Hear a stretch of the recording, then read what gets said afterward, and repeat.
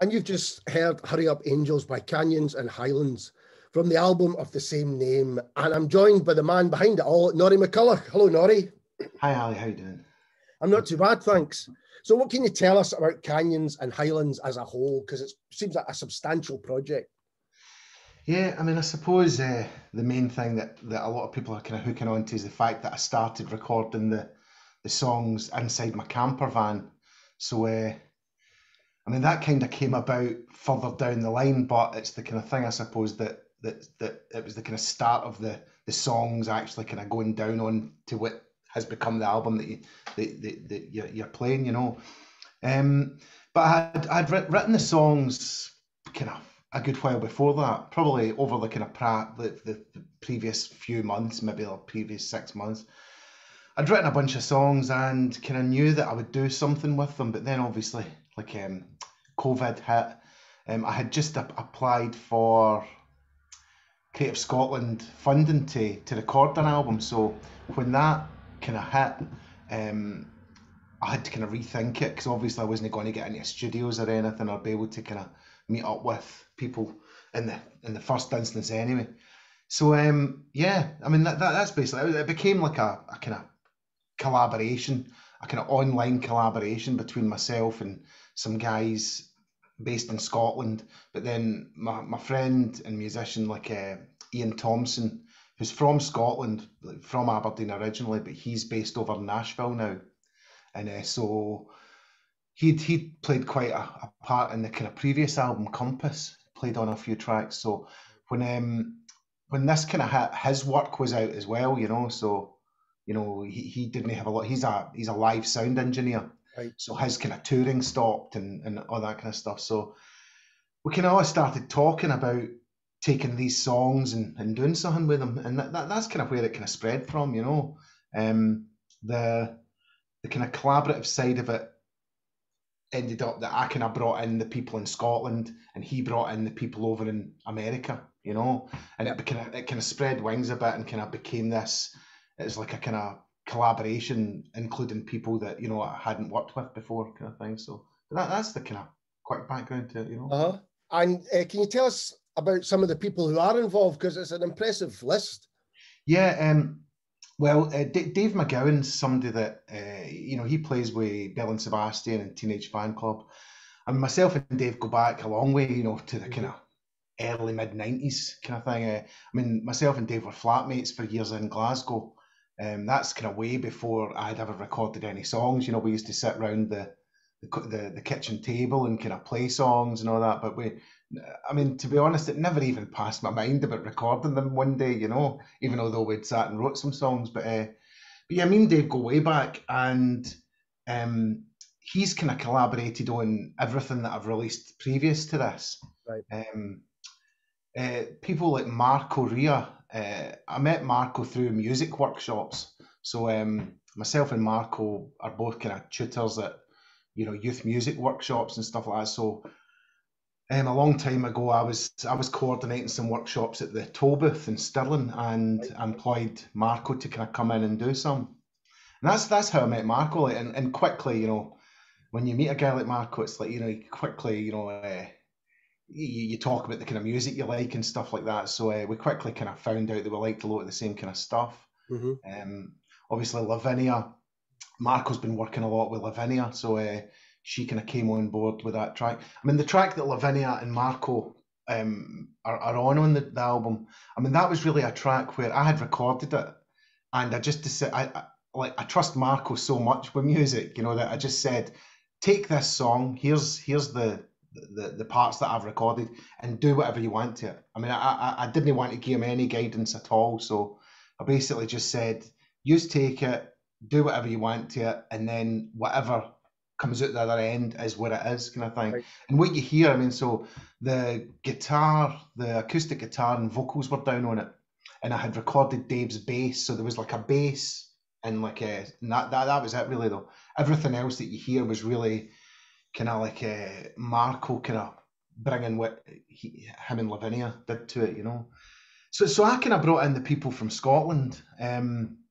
There was also like Ian that I'd mentioned from Aberdeen originally, but living over in Nashville. So it was myself that kind of brought Ian in on it. But then he'd been mixing it and kind of adding parts over there in Nashville. And obviously through his work as a sound engineer, he knows a lot of guys. So he's worked closely before with Christian Sedlmeyer, who's like he's a world-renowned fiddle player who plays with Jerry Douglas's band. I mean, he's kind of like a virtuoso kind of fiddle player, you know. So, right. I mean, if you're playing in Jerry Douglas's band, you're going to have to be good, you know. So, so he knew him, and I mean, again, it was similar to what I'd said to Marco. Like I just said to Ian, like if there's tracks that you hear something on, just go ahead and do it. You know what I mean? It's like I'm no one for trying to guide people too much, you know. Like if you're going to bring in somebody like Dave McGowan to play bass on a track, you're not going to tell him how to play the bass, you know. It's like I'm sure he knows a lot better how to play it than I do, but yeah, so it was just really a kind of full collaborative process. Like Ian over in America bringing in Christian, and then there's Nicholas Folk who is he's out drumming just now with his Golden Messenger, and he's played with countless other bands, you know, over in he's in Virginia. So again, like Ian sent him some tracks they played on, you know. So it was that kind of real thing where I was kind of organising stuff over here in Scotland, he was organising stuff over there in America, and that's kind of how it ended up with the people that are on it. You know, it was just through Ian having contacts that he brought into it, and me having contacts that I brought into it, really. Sorry if I'm being slow to the idea here, but is that the division then? Is that the Canyons and Highlands?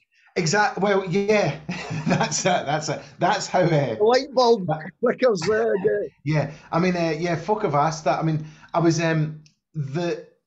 funnily enough though, the line Canyons and Highlands was actually in a song, and it was like so some of these songs were done in the kind of process where it was almost like a patchwork type idea, where it was almost like that kind of like coming up with ideas from lines that you take from letters or postcards that I'd collected, different things. So it was that real kind of cut and paste idea with some of the tracks. And two of the words that were in some of that process was the word Canyons and Highlands. But it was like a sentence to begin with. It was like a sentence that I thought was maybe going to be used in a song. But throughout the process, I mean, to myself, it kind of quickly became, I don't know, an idea to maybe release this under a kind of project title rather than like my name again, you know, as the kind of previous albums had been put out as. I mean, when the first things that I ever released were under the name Fireside Sessions. We released an EP under that. We released, we were part of a compilation down in that Marco Rea from the Barn Society was behind. So there was a kind of compilation that we put out a track under Fireside Sessions, but I moved on from that because there was like a kind of big American country singer brought out some series, and it was called Fireside Sessions. And I just thought, I don't know if I want to be kind of associated with that or whatever. But so I just before the first album was released, I changed it to just using my name. Yeah. But yeah, I think the collaborative, the really is, as much as previous albums have been really collaborative as well, I think with this one being the first one that I've ever done, like, you know, digitally across, you know, the internet or whatever, sharing work that way. Previous albums have all been recorded like a bunch of people in a room, all recording live, you know. So that was just out of that was out of the question.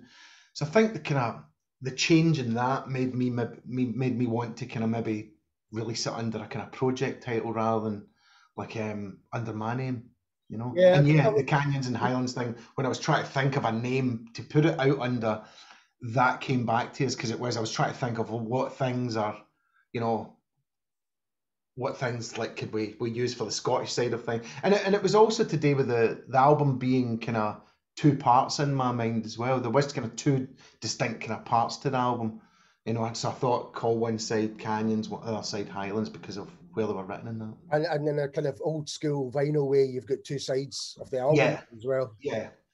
Yeah.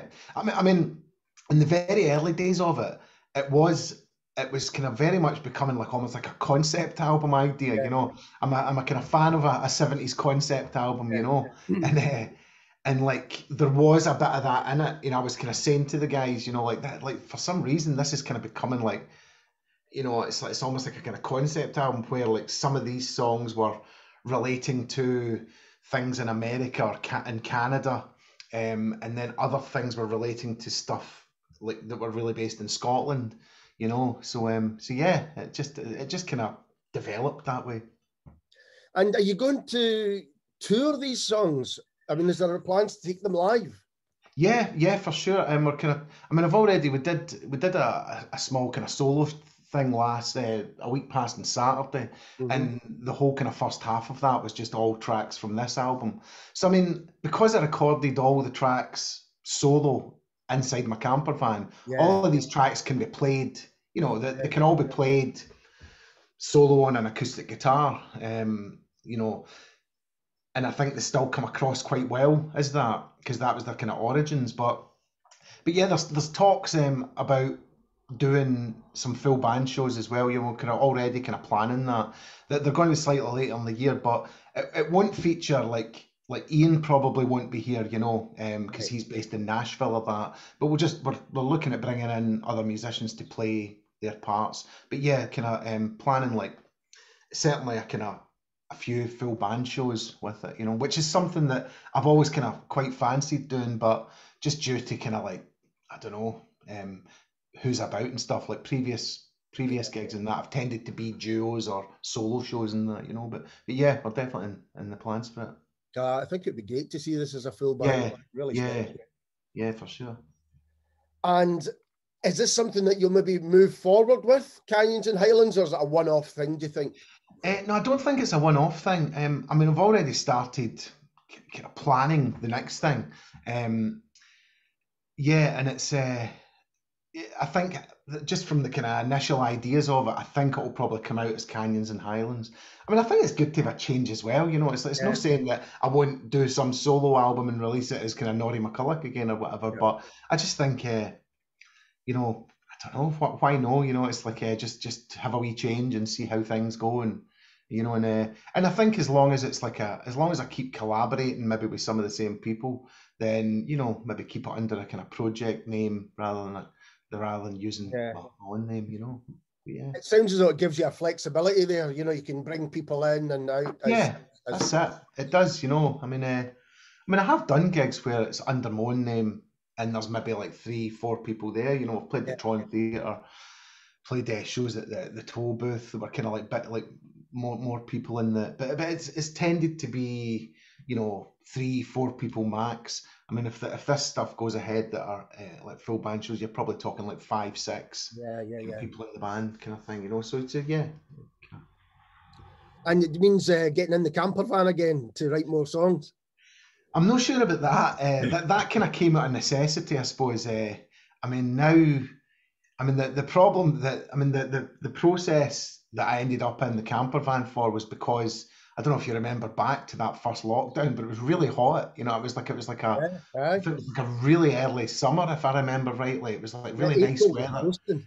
Everybody was out in their gardens, and like, I mean, it was laughable, man, because like at first I would go to record something in my spare room, you know, and like somebody would fire up the lawnmower kind of thing, you know, and like, and then. So it just wasn't working, you know, it just wasn't working. So I ended up in the camper van because my neighbour was away. My neighbour wasn't living there. So I had the driveway and like, you know, I knew that the van's insulated and kind of soundproofed anyway, you know. So when I set up in there, it just really made sense, you know. But I mean, I'm not sure. I mean, it's quite a kind of quirky thing, you know. It's like it was quite a nice place to sit and record in because you've got your own wee space. It's very like a little vocal booth or something that you can imagine, you know. But yeah, we'll see how it goes. I mean, it was quite fun. It's part of doing the stuff inside the van as well. Once you could move out of your area, like I drove down to Kilbarcon where Dave's based, and you know we ran. It was kind of you still couldn't go into people's houses, right? So we kind of ran all the cables from the van into his house, and he's playing Fender Rhodes in the house, and I'm recording it out in the van. So it kind of does open up opportunities to maybe do things that you wouldn't do, like in that, or it certainly makes you work in a slightly different way, which maybe opens up some ideas. But we'll see how it goes. I don't know. All right. I'll look forward to it when it comes round. Norrie, thanks for taking the time to talk to me. I really do appreciate it. That's cool, man. And this is Canyons and Highlands and Pushing On /Wolves.